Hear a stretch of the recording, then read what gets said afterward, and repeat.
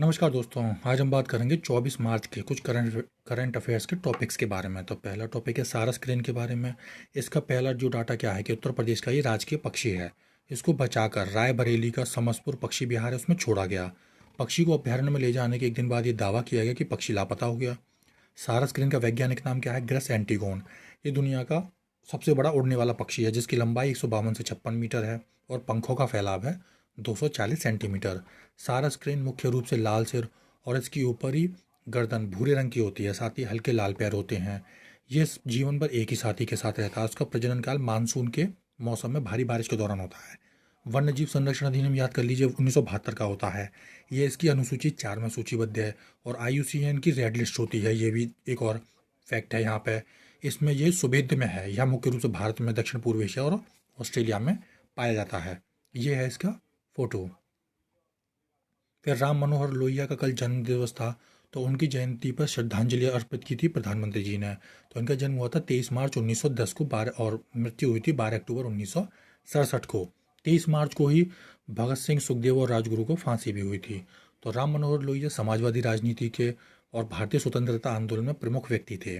वे British शासन के खिलाफ महात्मा गांधी के अहिंसक संघर्ष के प्रतिबद्ध समर्थक थे और उन्होंने वर्ष 1942 में भारत छोड़ो आंदोलन में भाग भी लिया। लोहिया के प्रारंभिक राजनीतिक जीवन की शुरुआत कांग्रेस पार्टी के साथ हुई, जहां उन्होंने कांग्रेस पार्टी के सर्वोच्च निकाय अखिल भारतीय कांग्रेस कमेटी में के विदेश विभाग के सचिव के पद पर कार्य किया।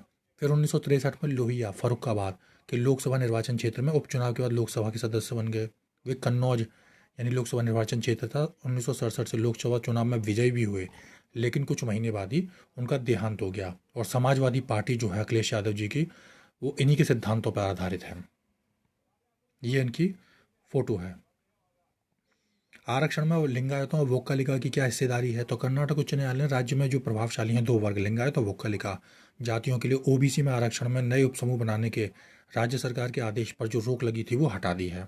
कौन थे न्यायाधीश? मुख्य न्यायाधीश हैं कर्नाटक हाईकोर्ट के PV वराले की अध्यक्षता वाली खंडपीठ ने रोक हटाई है। तो वर्तमान में लिंगायत को कितना आरक्षण मिलता है? 5% आरक्षण के साथ श्रेणी 3B में, और वोक्कालिका को 4% आरक्षण के साथ श्रेणी 3A है।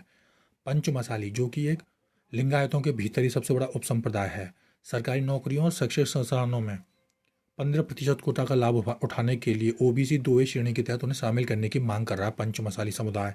प्रस्तावित सिफारिशों के अनुसार क्या हुआ है कि वोक्कालिका और लिंगायतों की पहचान नई OBC श्रेणी और 2C और 2D के तहत की जाएगी और उन्हें केंद्र द्वारा बनाए गए 10% आर्थिक रूप से कमजोर वर्ग का कोटा का 6% आवंटित किया जाएगा।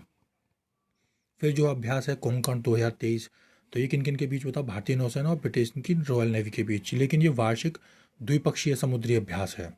तो ये एक संयुक्त समुद्री अभ्यास था। कहाँ हुआ है? अरब सागर में कोंकण तट पर 20 से 22 मार्च तक हुआ है। इसकी शुरुआत हुई थी 2004 में।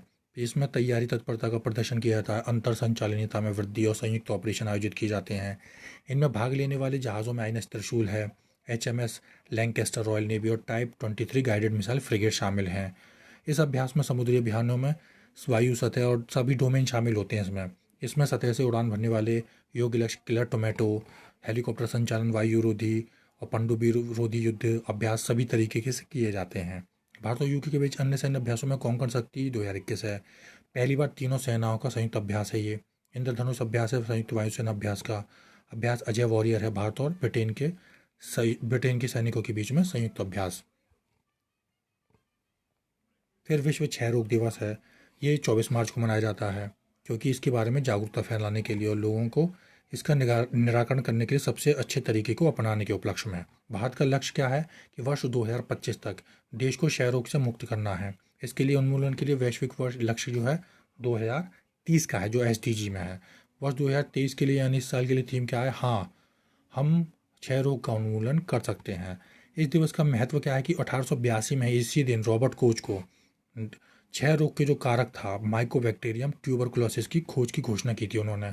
और उनकी खोज ने क्या करा था, जब कारण मिल गया कि किसी बीमारी का कारण क्या है, तो उसके निदान और इलाज के लिए मार्ग प्रशस्त हो गया। तो ये थे आज के टॉपिक या विषय। आप सभी का धन्यवाद।